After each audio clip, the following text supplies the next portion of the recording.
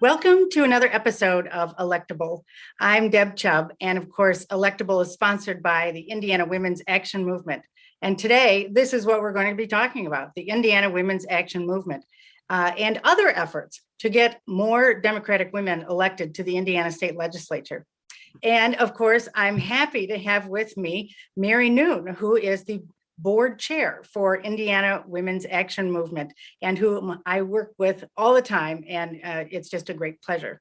So Mary, tell us a little bit about yourself first before we really dive into this. Yeah, well, thank you for having me. I'm really excited about this conversation because it's the work we've been up to since the ballots were cast on November 3rd, and we're continuing the work. So, a little bit about myself. I came here from Boston, Massachusetts, and when I came to Indiana, I was like many people working in a job. And prior to the pandemic, I decided it wasn't the right fit for me. And during that 1 month transition before I started my next job, I started working on the Indiana Biden campaign for the grassroots organization here in Indiana. Never look back. I truly feel my trajectory in life, the various experiences had led me to this point where putting every the pieces together, because when I look back at my early journeys in college, it was political science. And I always had that vision of ending up in DC and working in politics, but not knowing where to start.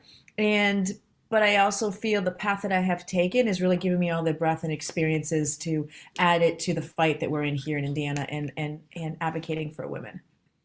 That's awesome. And so it was just a great opportunity for me to work with you. And we moved our previous organization, 25 Women for 2020, into Indiana Women's Action Movement with the same goals to get more Democratic women elected to the Indiana State Legislature. And also, we expanded our mission to really address the problems that we learned Yeah. last year. One of those being the lack of great grassroots level work in the Democratic Party Yes. for to help get those candidates elected. So first of all, let's talk about, why is this important? Why is it important to get more women elected to the Indiana State Legislature? Tell us your thoughts. Oh, where to start? I think I could, Yeah. put a pause on that, and everybody, put a pause on your life for now. We can talk about it all day. Representation matters. Right now, currently in the state legislator, 25% is the number in terms of representation for women, and that's both Democrat and Republican. 51% of the population is women in Indiana, and you can see the huge discrepancy. So representation does matter because the issues that the current legislation is bringing up is not issues that really affect families, affect health insurance, affect childcare, issues that really women have a firsthand experience and can bring light to. What you see now is you see our legislators bringing up legislation that was written by ALEC, a nonpartisan organization that's over here writing legislation in regards to cookie cutter legislation, permanent carry gun laws. They're passing, they had a hand, I'm in terms of helping write SB 8 that's down in Texas. So we need that to stop. We need legislation to be written by citizens of our state of Indiana, not by a think tank sitting in Washington, D.C., and really diving into the issues that matter to Indiana, Hoosiers, and families. So that in a nutshell is, I can go on forever, but yes, it's representation matters in regards to who's writing the legislation. We don't want cookie cutter legislation here in Indiana anymore. Right. And I think women would address those issues. I can rattle them off, all day long. It's access to healthcare for women and their families. It's Right. it's addressing sexual violence against women.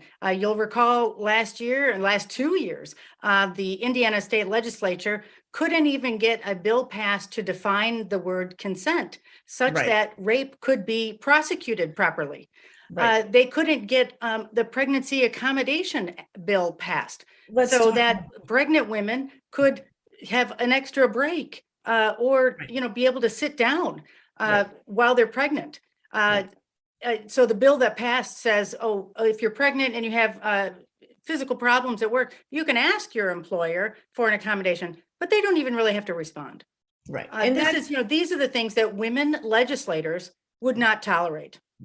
They and understand what it's like. Exactly. If you've been somebody who's carried a baby for 9 months and knows what your body goes through, because it's very contradictory and hypocritical, if you ask me, because the health of the woman is the health of the baby. So what women are asking for is they're asking for an extra break, asking for the employer if their shift is something where they stand 50% of the time, maybe 25% of the time, or if they're on evening shifts, can you switch to a daytime shift?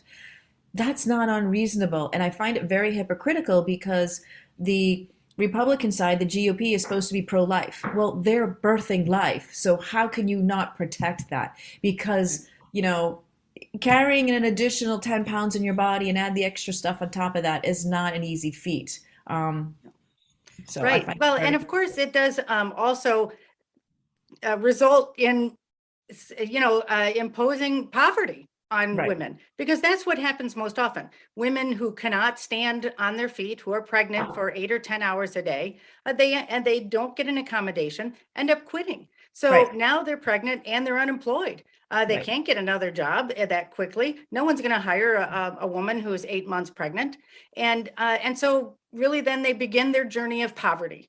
right, Again, these are issues that women in the legislature would not tolerate. right, So that's why this is important. And there's also, equal pay for equal work. right. The legislature has done nothing about that. Let's talk about abortion. We have already a bill drafted in Indiana that is exactly like SB 8 from Texas. So, would women put up with that? I don't think so. No, no. And again, I find it very hypocritical. Todd Rokita had said the sun won't set on Indiana because, in terms of mask mandates, people need to be in vaccinations, people need to make their own medical decisions. Well, why is that not true for a woman? Simple Right. question.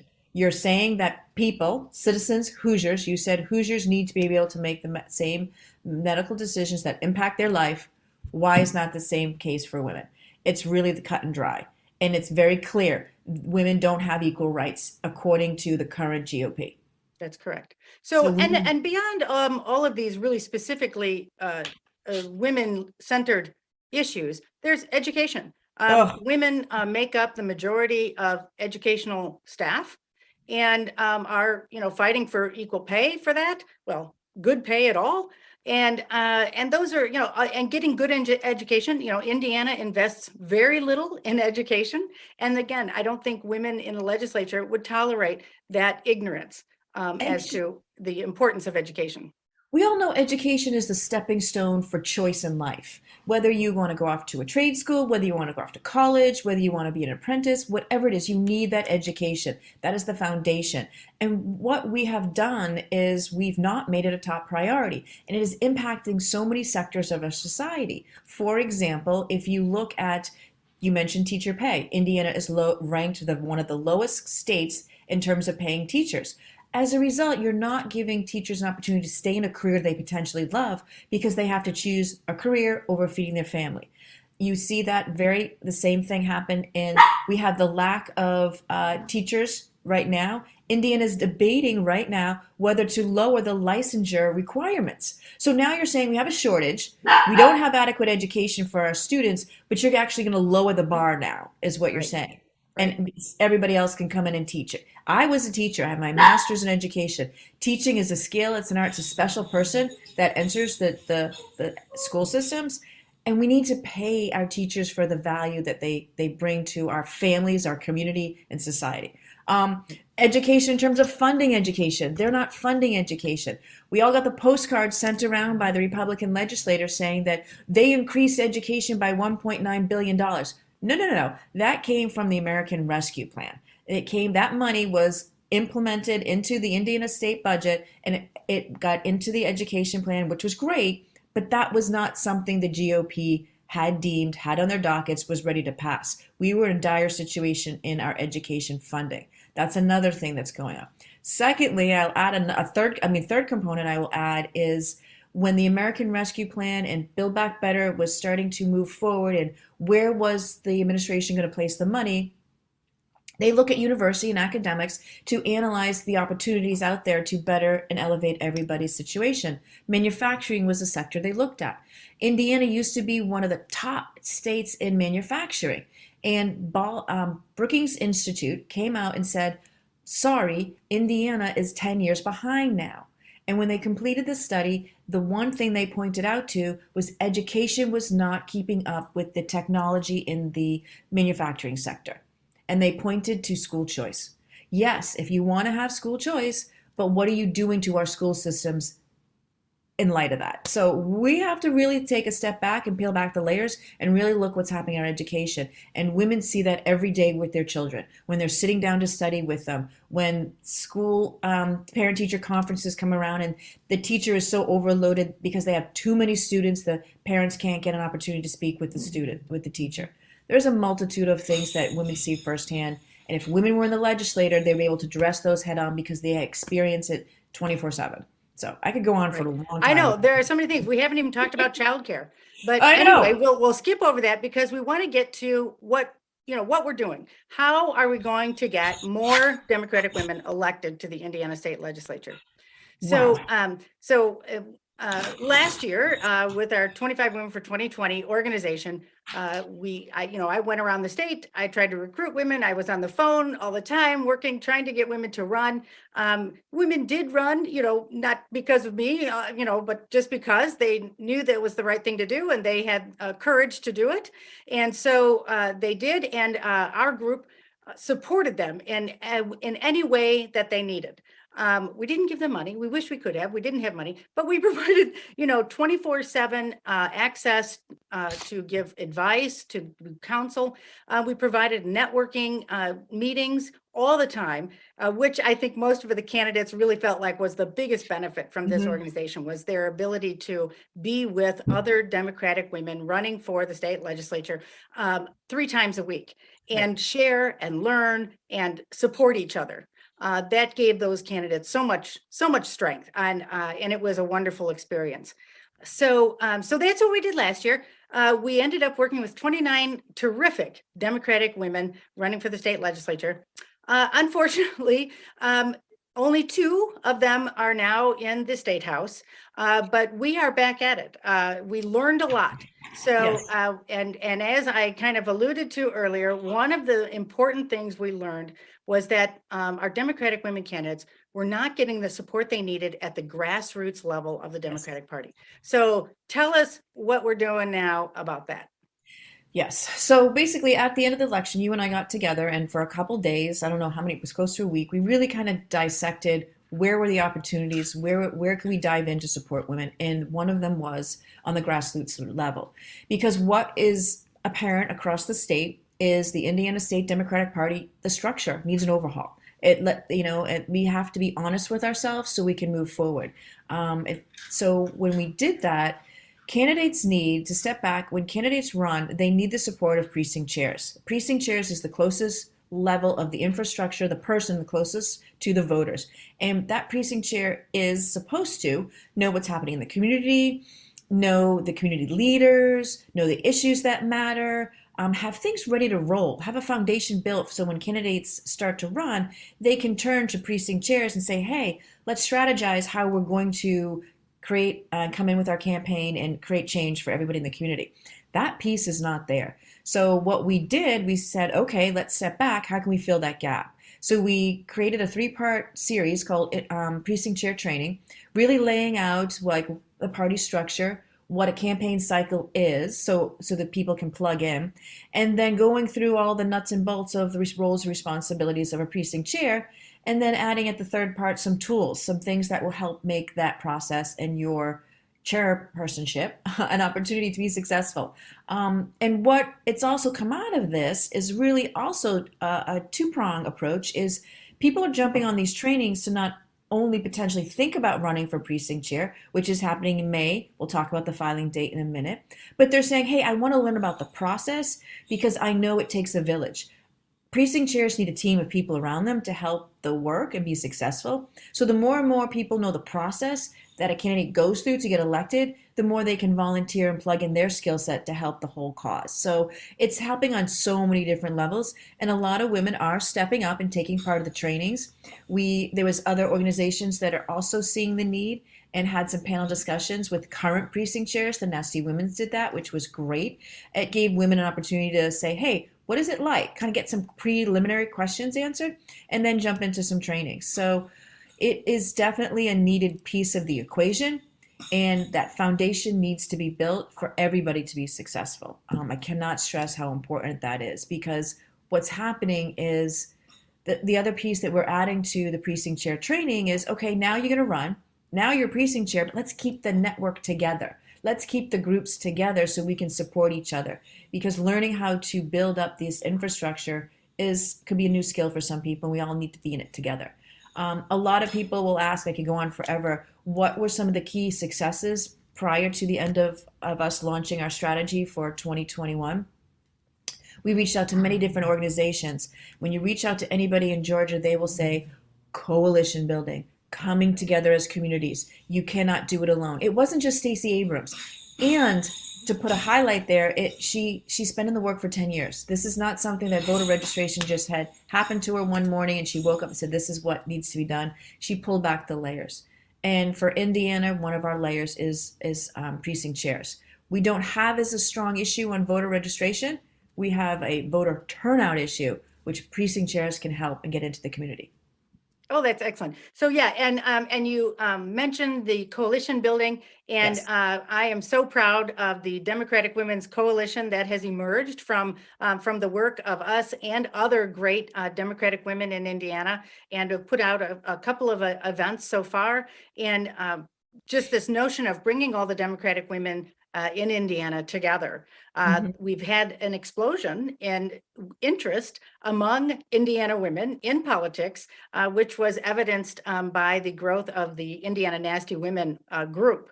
Mm-hmm. And those women are ready to go. And they are women who are excited, and most who have not been involved in politics before. So this is, really wonderful. It's a beautiful thing that these women are out there. They're ready to talk about candidates. They're ready to step up and run. Mm-hmm. Last year, most of our 29 candidates were first-time candidates. And Yes. that was wonderful. And that is how we build a bench. Even all those women who didn't win are now experienced, seasoned candidates. They know how to run a campaign. They learn so much. And that means they'll be much better the next time. Absolutely. So, it takes a lot of training. It takes a lot of time to become a great candidate, to understand how it all works and get out there and do it. So we're building this bench, and we're really excited about all of the women who are just newly interested in politics. Yes. So that is a terrific thing. And of course, we should mention that we still are out there trying to recruit women and help women decide to run. That is one of the things we do that I think women really need. They need someone, they can really talk to in an honest way to evaluate whether they should run. Let's talk about the demographics of your district. Let's talk about who else is running. Let's talk about the Republican incumbent. And let's talk about how, what strategies you can use to succeed. So we are still doing that. And we're very excited to see several already great Democratic women stepping up to run. So tell us, and then of course we're doing this podcast. And that was a result of the lesson we learned last year, which was that it was really hard to get our candidates' messages to anyone who was not already going to vote for them. Yeah. So we had to, we really had to face the fact that Indiana was a dearth of political information and education. So we did this podcast. So, and I know that this is a topic that's close to your heart about informing and Indiana's lack of information. So there's a tell us lot your to take on unpack that. there. There's a lot there. So, I want to circle back to one thing you said, because when we dissected and really stepped back, because we decided we have like this 6, pillar strategy of what needs attention. And, This infrastructure, which diving into the precinct chair trainings, you mentioned, coalition building because we're working with Destiny Wells, who's been charged as the deputy director of coalition from the state. Mike has asked her to be chair up this position and to lead the charge here. And she's And doing an awesome job. amazing job, an Yeah. amazing job. The first panel discussion we had was just bringing women in from other elected officials across the state to talk about their experiences. We also brought in, the next one was Organizing Women Win, to show different ways that women are organizing across the state.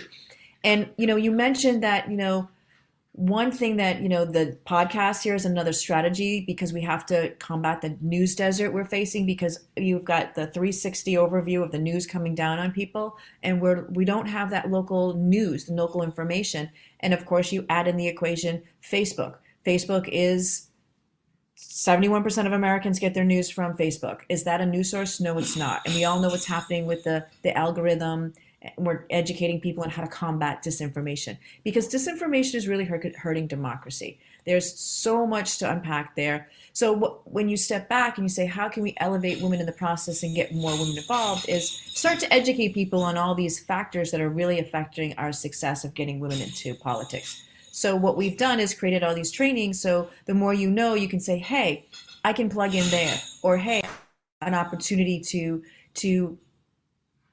contribute in this way because I have a skill set in disinformation. People get news from the social media. Well, I can write an op-ed because I'm a really good writer and I can educate in that way. So our goal right now in terms of building up candidates is really spending a lot of our resources on building the infrastructure, doing the podcasts, investing in data. And that's a huge loss that we have here in the state of Indiana. We're spending a lot of time investing in the right tools for our candidates so they can have access to voting, text banking, phones, the actual phone numbers that actually work. And it's not just about phone numbers and addresses. You hear the word data all the time.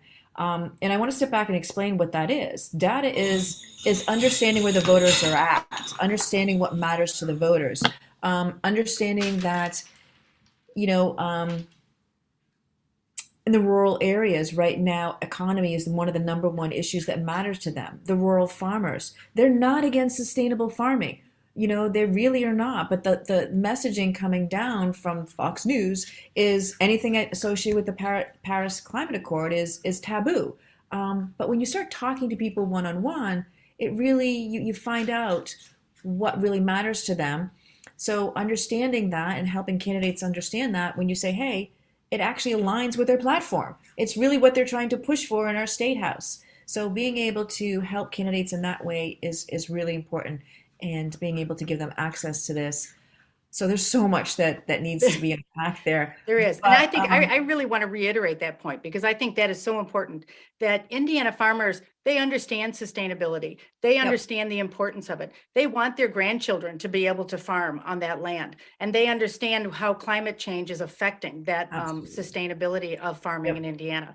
Like you said, they are bombarded with this disinformation about climate change, about sustainability, that it is a socialist, communist idea to talk about climate change and to do anything about it.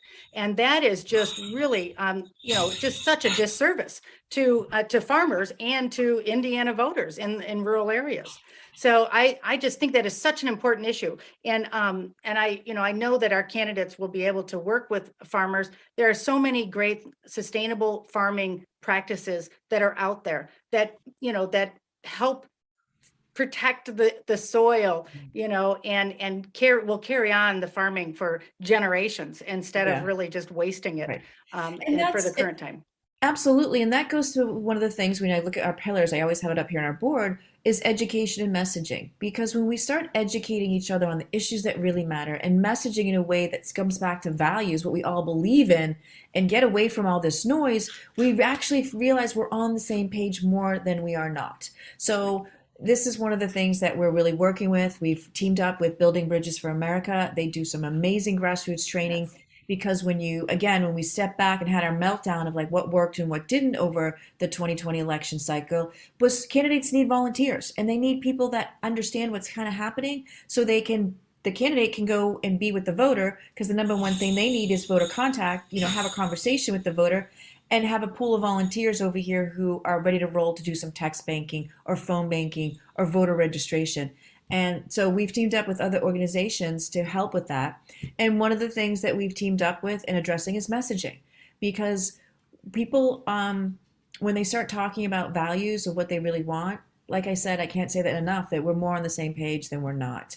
And teaching people how to have the conversations, because we've gotten to this place of us against them. It's a super divide.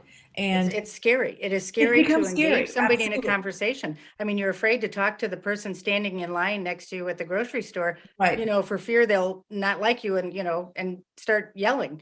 Right. And so, and I agree that Building Bridges for America is right on target in trying to help people learn in this environment how to engage people in conversation that talks about policy and values in a Right. positive way and Right. non-confrontational way.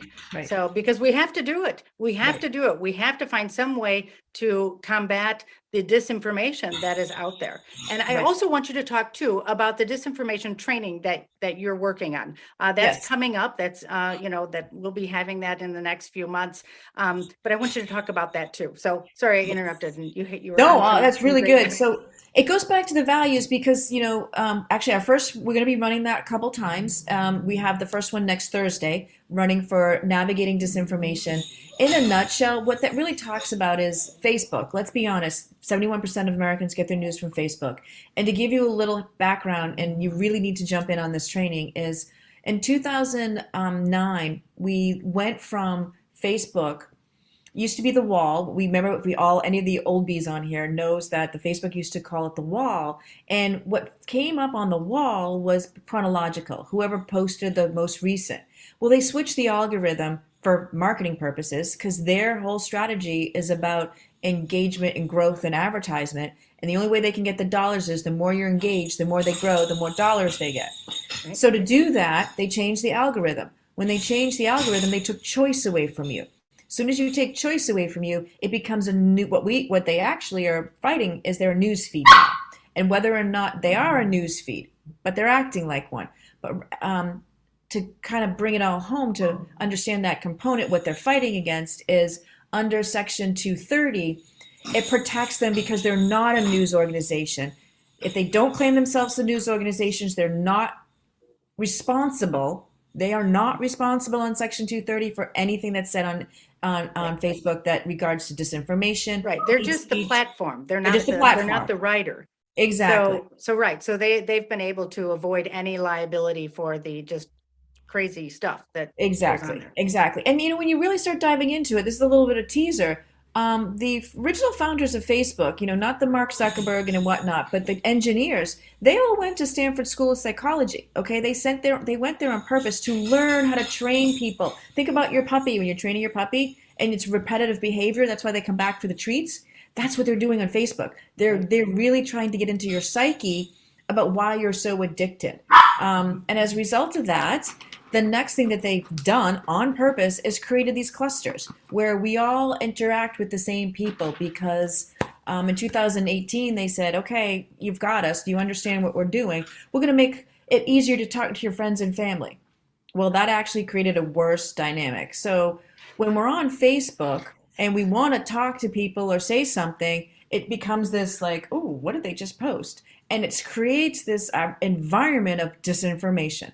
And Right. to really why this is so important for us to step back as a community and get in there is this has been a strategy of Russia. They can't beat us on the military front, and they know that. So their strategy is to dismantle our democracy, and they're using Facebook to do it. Right. So, And I want to add one little point about that, is that as part of that psychology, they have learned, and it makes sense, that people will stay engaged if they're emotionally stimulated. So right. if there's something on there that pisses you off or makes you mad or is cute little puppies, then you will stay on. And so they've really kind of engineered the feed for things that are emotionally volatile. Right. So that's why so many things come through that are crazy angry, or what a wild outlandish allegation. You've seen the headlines on there. Right. Somebody reacted terribly to this, or somebody did this terrible thing. And, and of course, it's once in a while you go, oh my God, let me look at that. And you look at it and it's like, what? So they got out of their car and left their car because they didn't like something. That's not, it's a trick, it's clickbait is what they call it.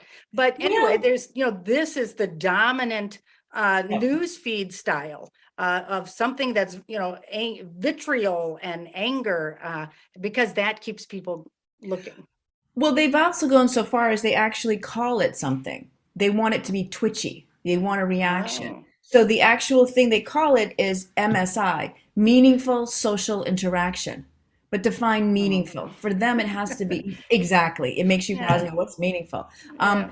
That's their whole strategy. Is they have to create an algorithm that creates meaningful social interaction, but they want it to be twitchy. It makes you react. So those sentiment reactions are actually driving the algorithm, and that's what's engagement, which is their whole strategy. Their business model is built off engagement, growth, and advertisement. And what can they do to plug into those three elements that increases their dollars?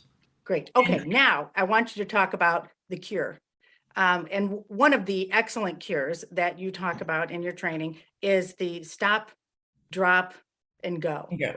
So So, tell us okay. about that. Yeah, so when you step back, and I alluded to it, I kind of gave a little bit of overview that we've got these clusters. Okay, the algorithm learns what you like, what you do, and they've clustered your habits into they feed you. Okay, and as a result of that, you're in this cycle and you're in this echo chamber. You've heard people mention this echo chamber.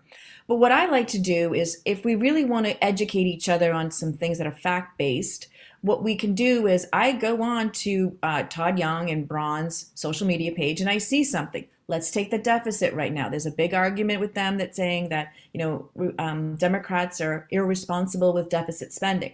Well, let's step back and really look at where this deficit spending came from. It's past bills. It's the Trump administration raised the deficit $7.2 billion. Okay, they did it 3 times. He raised the deficit. He's in the top 3 presidents, and the other 2 presidents were Lincoln and Bush during wartime. Okay, so that's usually when deficits are actually, the larger spending.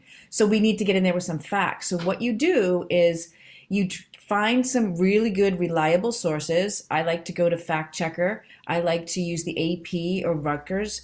And what you do is you find an article that actually spells out the actual truth, and you take a quote from that article that highlights it, and you drop it into the feed.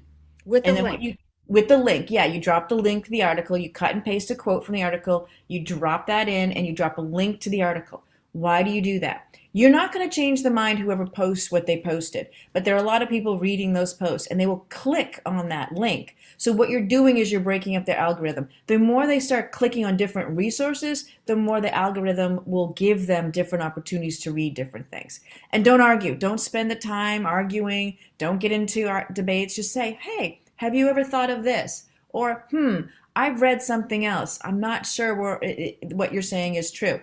I wouldn't even go as far as saying that. I would just say, have you thought of this? Here's another way of looking at it. Actual more facts have come out about this issue. Just, take the quote with the link, drop it in there and go. Don't argue, don't debate. Your goal is to break up their algorithms, not debate the issue. So Right. it works. And it's hard, isn't it? I know It's you hard. go in there and I want to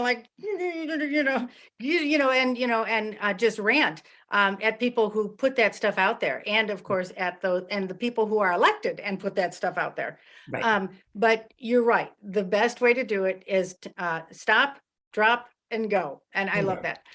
So I hope that we can get an army of great people out there breaking up algorithms, because as you said, when you're on Facebook and when you click on different sources of information, they keep feeding you. Facebook will continue to feed you your preferences. Yeah. So you will continue to get it. And that's, of course, what creates the echo chamber. Right. And that is what we saw last year with our candidates. We could not break through those echo chambers. We could not reach people who Right. already didn't like our candidates. And Right. that, again, is, one of the strategies to address that is working with precinct committee chairs, because you have to Absolutely. get underneath that stream of information that's coming over the internet. Right. And the only way to do that, well, not the only way, one important way is to find a way to talk to people face to face, Yes. and be well trained in how to engage Right. voters. Yeah. So that is one way to do that. Right. So I would add too, it's really important to note too, because as we start down our trainings to get ready for the 2022 cycle is, you mentioned again, our goal here is to build an infrastructure and tools that are accessible to all our candidates, because they don't have time to spend to do all this. We're going to be giving them, it's almost like serving them up. Like, here, you can use this for social media. And one of the things that is really why this is so important in terms of really everybody understanding how to use social media, the number one thing is voter contact. But we do have to use social media. And the way you really do use social media correctly is what we call paid social media, when they actually put out some advertisements on their candidacy and their platform, and organic reach. Organic reach is us. It's you and I talking about our candidates and talking about the issues and values that matter to us. One cannot live without the other, because that's how you get your message out.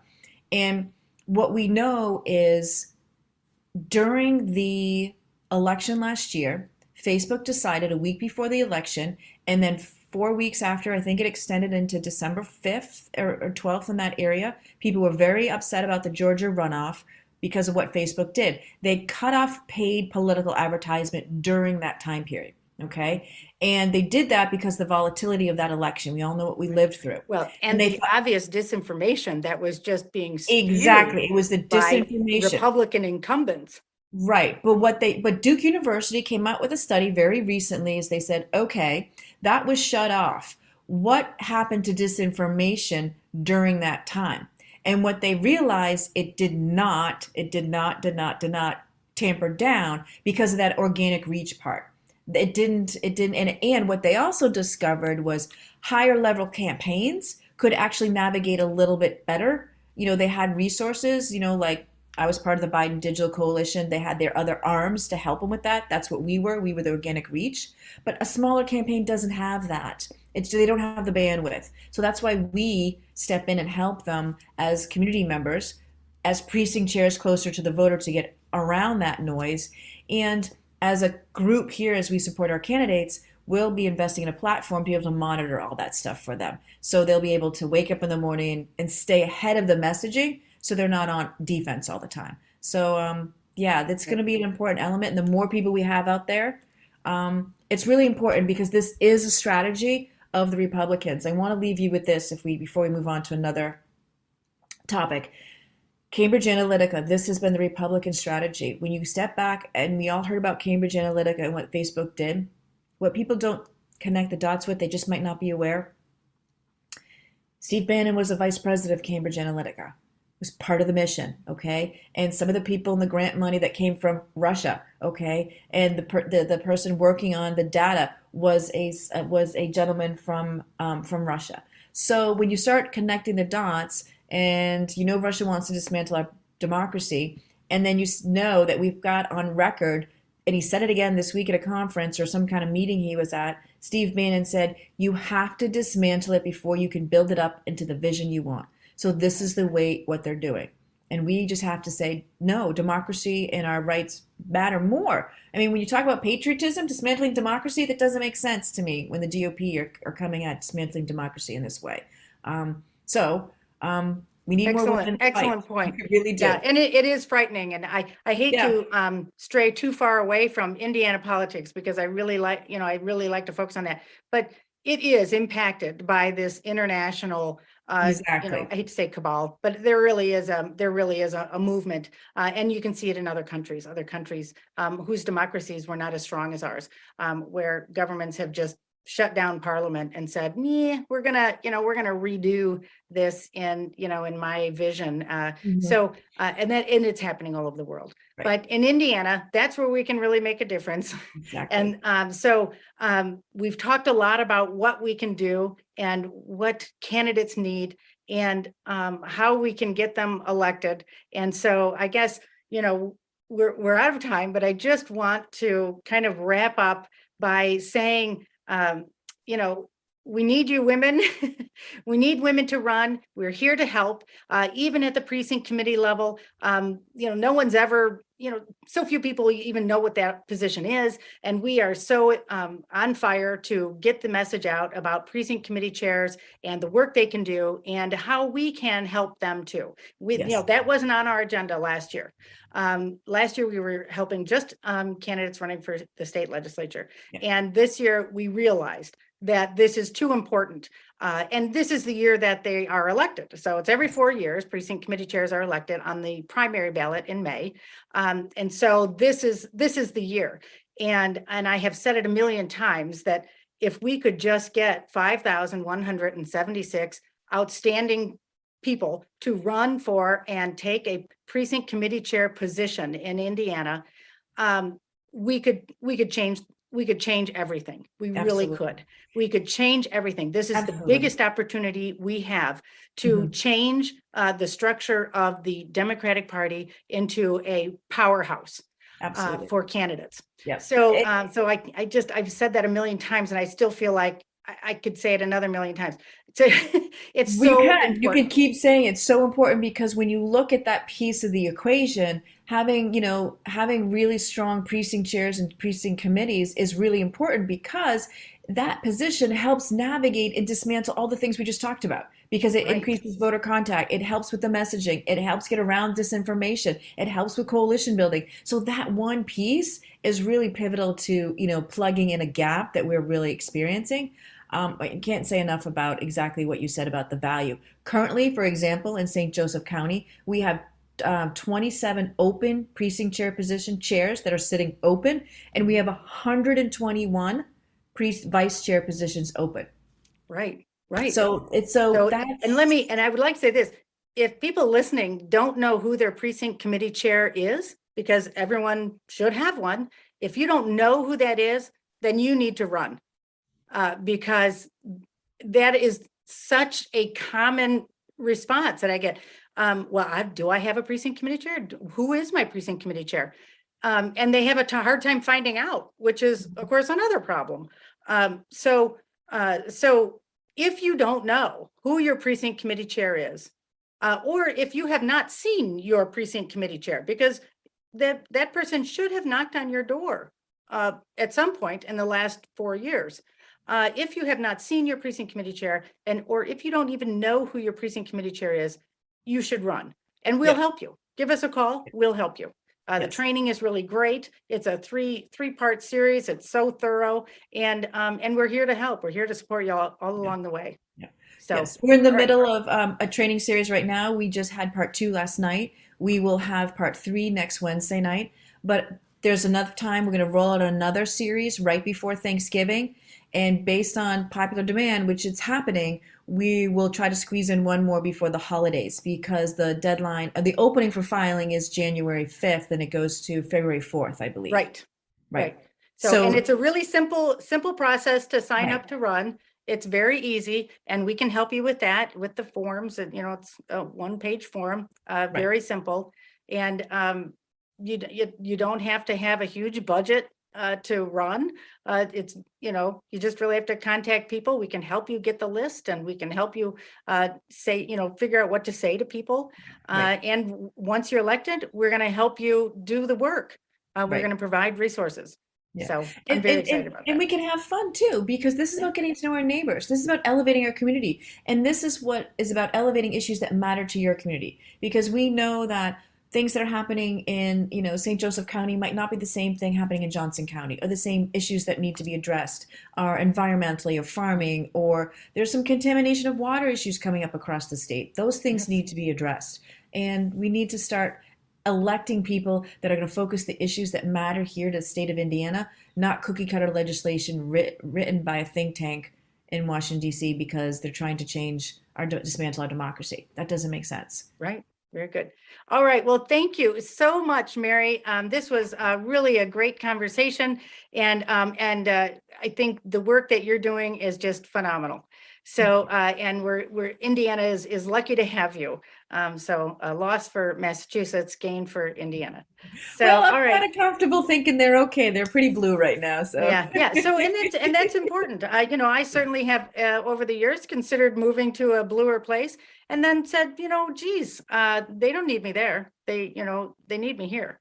Yeah. So, so I'm proud to be doing my work here in Indiana, even though people pick on us all the time. Yeah. So, We're gonna all get right. there. We're gonna get there. Well, thank you very So much. I love that. I love that optimism. All right, great. So, so hopefully we'll do an update further down the road as we get closer to filing time, and and we'll be able to provide a platform for these great Democratic women who are running for office, and we'll be able to support our precinct committee chairs.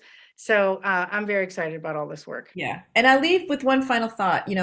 I do love sports, and my favorite sport is soccer. We're Liverpool fans here, and I think I said this last night when I was speaking. Their theme song is "You Will Not Be Alone," and I think you need to really hear that, because running for office can be intimidating, whatever level, and we're here to support and build that network with you, and to have that outlet that you won't have to go down this journey by yourself. It's not easy. We're not going to sugarcoat it, but it can be a lot of fun, especially when you don't have to do it by yourself. All right, great. I do not want to do anything to comment on that, because that was just beautiful. So, all right, great. Until next time. Thanks, Bye bye. Mary. Thank you. Bye now.